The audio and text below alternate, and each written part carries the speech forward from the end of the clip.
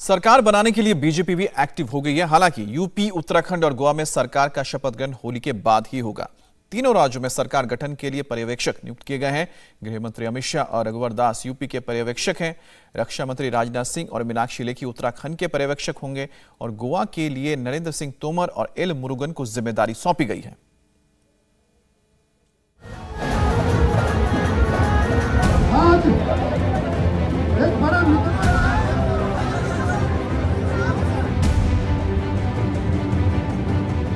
ये सब जानते थे कि बीजेपी की देश भर में हवा है, लेकिन सवाल ये था कि चारों राज्यों में बीजेपी करिश्मा कर पाएगी। और जब नतीजे सामने आए तो ये साबित हो गया कि बीजेपी ने बड़ी बाजी मारी है। अब तैयारी है सरकार बनाने की, ताजपोशी की। बीजेपी ऐसी मिसाल पेश करना चाहती है जिसका संदेश पूरे देश में पहुंचे। मतलब सीएम किसी राज्य पर थोपा नहीं जाएगा, विधायकों और कार्यकर्ताओं से पूछा जाएगा। इसलिए बीजेपी ने यूपी, उत्तराखंड और गोवा के लिए पर्यवेक्षक नियुक्त किए हैं। गृह मंत्री अमित शाह और रघुवर दास यूपी के पर्यवेक्षक बनाए गए हैं। रक्षा मंत्री राजनाथ सिंह और मीनाक्षी लेखी उत्तराखंड के पर्यवेक्षक होंगे। गोवा के लिए नरेंद्र सिंह तोमर और एल मुरुगन को जिम्मेदारी सौंपी गई है। अब ये सब अलग अलग राज्यों में जाएंगे और उसके बाद तय होगा कि सरकार का गठन कब और कैसे होगा।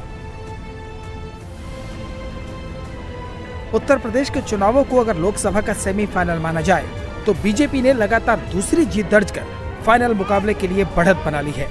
2 दिन तक दिल्ली में योगी आदित्यनाथ के साथ अलग अलग नेताओं के साथ बैठकें हुई और उसके बाद जब वो लखनऊ लौटे तो राजधानी में बैठकों का सिलसिला शुरू हो गया।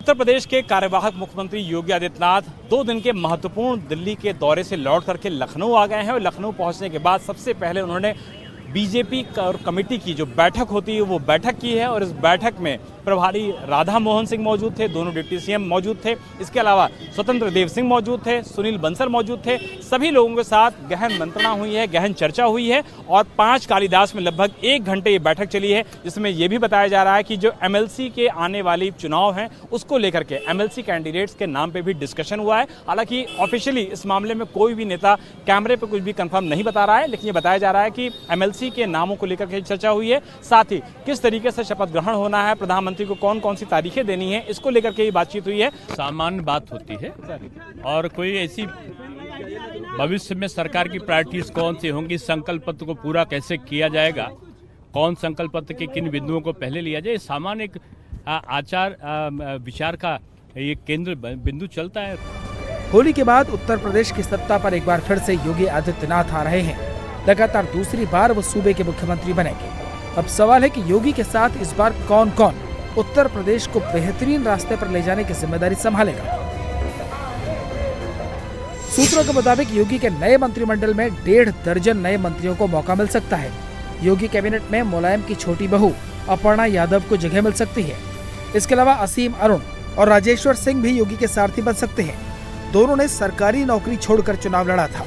इनके अलावा नोएडा से विधायक पंकज सिंह का नाम भी लिस्ट में है। शलभमणि त्रिपाठी और दया शंकर भी इस बार मंत्री बन सकते हैं। उधर उत्तराखंड में भी सरकार बनाने की हलचल तेज है।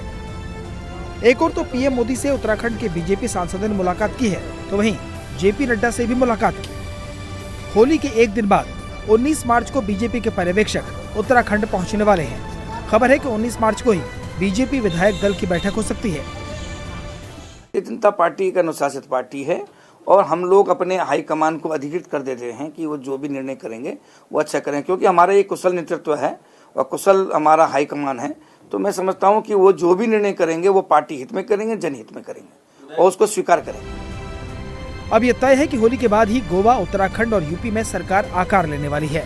उत्तर प्रदेश और उत्तराखंड में गद्दी पर एक बार फिर भारतीय जनता पार्टी की वापसी हो गई है, लेकिन राह आसान नहीं है। यूपी में इससे पहले कोई भी मुख्यमंत्री लगातार दूसरी बार सत्ता तक पहुंचने में नाकाम रहे थे, लेकिन इस बार बीजेपी की रणनीति रंग लाई और मोदी योगी की जोड़ी ने यूपी की राजनीति में असंभव को संभव कर दिया। इंडिया टीवी हर वक्त हर जगह डाउनलोड करने के लिए सर्च करें India TV news Google play store या ऐप स्टोर पर।